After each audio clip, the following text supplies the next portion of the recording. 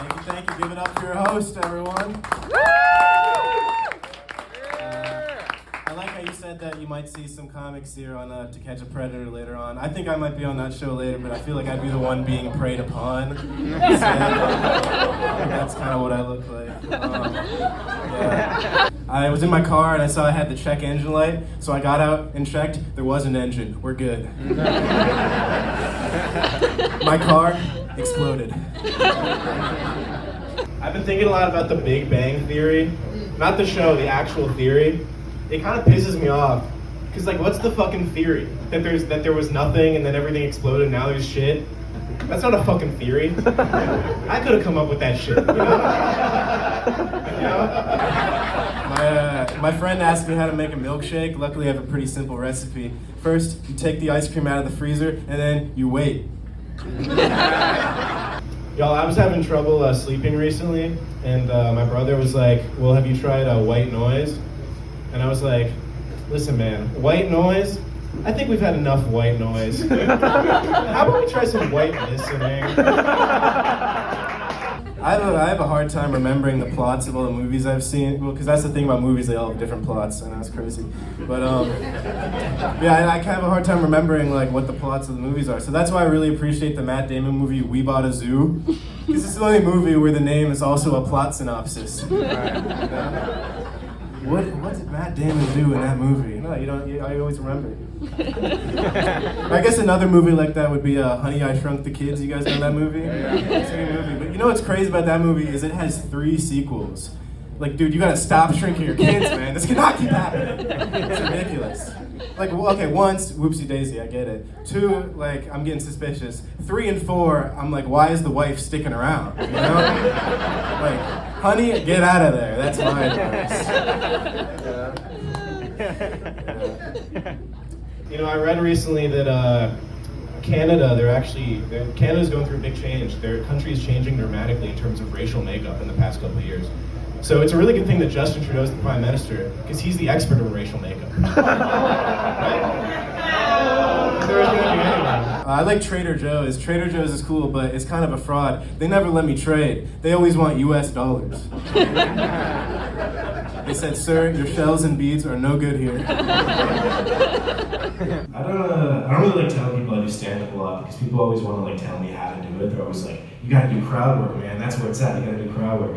And I feel like it's a little bit of a compliment. I think I'm doing better than I am at stand-up. Because I don't think I can do crowd work, not because I'm not talented enough. But I think to do crowd work, we need a crowd.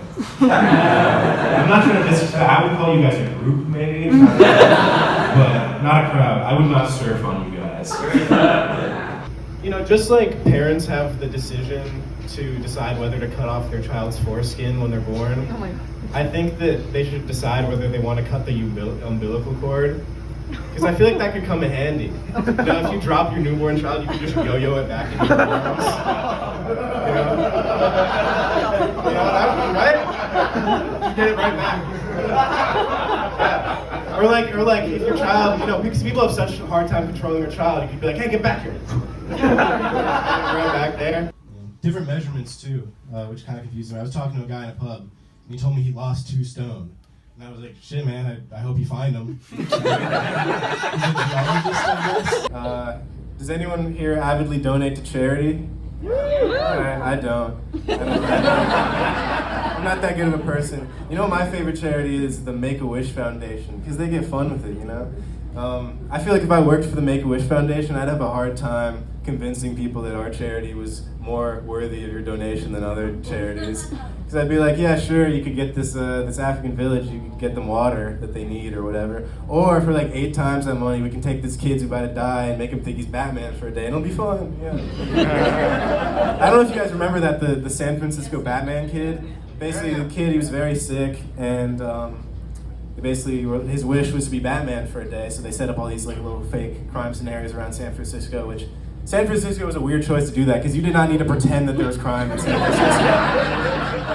They're probably worried he was gonna encounter a real carjacking, and they'd be like, no, Becky, no, that's real. The Joker's over there, you can go fight him. Stick to that. Yeah. But here's the other thing about the San Francisco Batman kid is that he survived, he didn't die.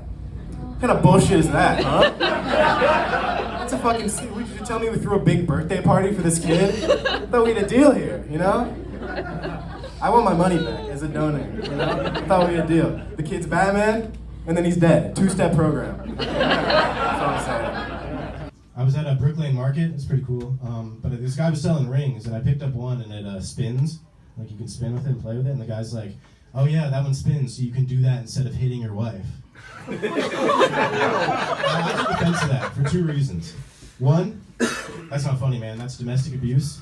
It's misogyny. I don't respect that. 2, I can do both.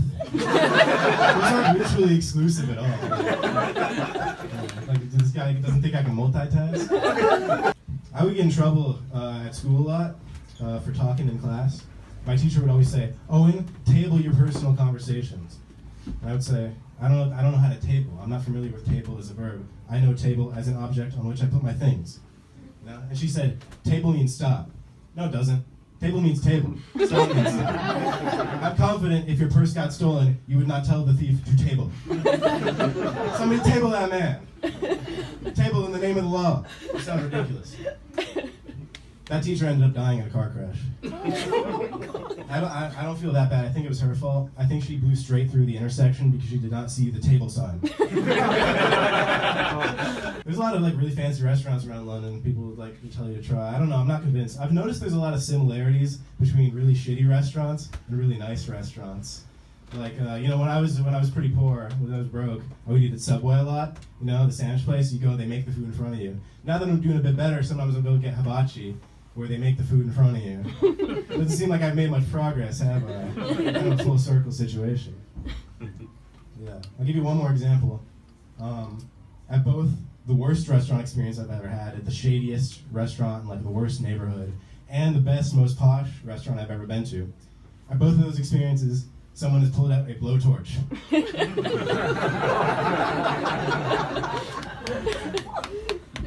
I'm starting to run out of jokes, which makes me think it is time for me to table. So thank you.